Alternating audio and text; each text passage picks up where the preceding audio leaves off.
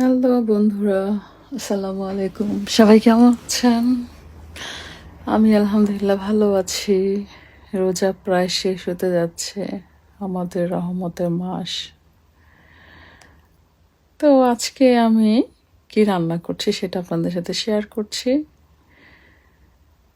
আজকে আমি একদম ছোট হাঁড়িতে খাবার বসাচ্ছি যাতে খাবার না নষ্ট হয়।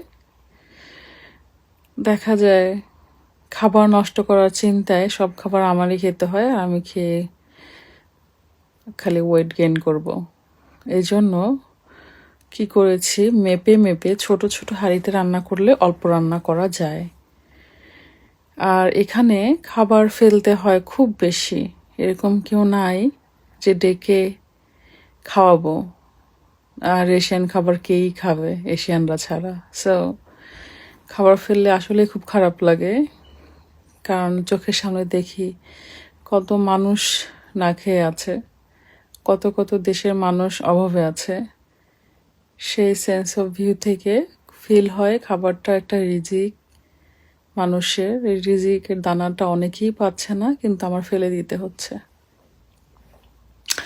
অনেক খাবারই আমরা ফেলে দেই, অনেক খাবার ওয়েস্ট হয় ইউকেতে। আপনারা এটা সার্চ করলে দেখতে পারবেন কত পরিমাণ খাবার নষ্ট হয় এখানে। তো এনিওয়েজ, আমি যেটা রান্না করছি সেটা হচ্ছে গিয়ে শসা দিয়ে ইলিশ মাছ দিয়ে। ইলিশ মাছটা আগে ভেজে তুলে নিয়েছিলাম অল্প কয়েক পিস দিয়ে। এই হাঁড়িটা একটু উঁচু, তাই ভালো করে দেখাতে পারলাম না আজকে। কয়েকটা ইলিশ মাছ ভাজা দিয়ে শসা দিয়ে ধনিয়া পাতা দিচ্ছি, নামায় ফেলবো। সাথে কিন্তু 2টা শুকনো মরিচ দিয়েছিলাম রান্নার সময়। এই রান্নাটা খুবই মজা হয়েছিল, খুবই মজা হয়েছিল। দেন হচ্ছে পালং শাকটা ভাজি করছি। পালং শাকটা সিদ্ধ করে নিয়েছি। তারপরে হচ্ছে গিয়ে সরিষার তেল, বেশি করে রসুন কুচি, বেশি করে পেঁয়াজ কুচি দিয়ে ভালো করে বাগাটা দিতে হবে। শুকনো মরিচটা আগেই ফ্রাই করে নিন, নয়তো ভালো ফ্রাই হয় না।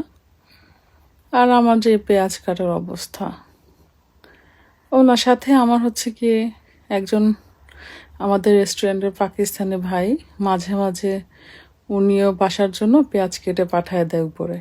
আমি সব সময় কাটতে পারি না, তো তখন কি করে আমার হাজব্যান্ড নিচে থেকে, মানে রেস্টুরেন্ট থেকে 1 বক্স 2 বক্স করে পেঁয়াজ কেটে নিয়ে আসে। তো ওনার কাটার অবস্থা এরকম। উনি আবার যদি বলি ছোট ছোট করে কাটতে, তাহলে কেটে দিতে পারে। মানে নিচে যারা কাজে থাকে তাদেরকে বললে 1 বক্স 2 বক্স করে পেঁয়াজ কেটে উপরে নিয়ে আসে। আমার পেঁয়াজ কাটাটা খুব হেডেক হয়। ও, আর এটা হচ্ছে গিয়ে মিষ্টি আলু। এই কালার মিষ্টি আলু, আমি হোয়াইট কালারটা পাইনি কখনো, এই কালারটাই পেয়েছি। এই মিষ্টি আলুটা আমার খুব মজা লাগে। আমি কি করি, ওভেনে বেক করে খেয়ে নেই। এই রোজার সময়টা খাওয়া হয়নি, রেগুলার ডেতে খাওয়া হয়েছে 2টা করে, মানে লাইক হচ্ছে গিয়ে 2টা আপনার চুলায় পোড়া দেয় না বাংলাদেশে, ওটা কখনো খাওয়া হয়নি আমার। বলছি আর কি, ওটা নানা বাড়িতে দেখেছিলাম। তো ওরকম হয় যদি ওভেনে গিয়ে বেক করে বা ফ্রায়ারের মধ্যে, তাহলে ওরকম হয় খেতে। তো আমি ওভেনে করি আর কি, ওইখানে করে অভ্যাস ছিল। তো এর মধ্যে শাকটার সাথে আমি মিষ্টি আলুটা দিলাম, সুন্দর একটা কালার এসছে, আর একটু ঠিক ঠিক ভাবও চলে আসবে, এই জন্য খেতে কিন্তু অসাধারণ ছিল, অসাধারণ হয়েছে, মজা। তো কেমন হলো আজকে আমার রান্না বাড়া? ভালো লাগে একটি লাইক, কমেন্ট, শেয়ার করবেন প্লিজ।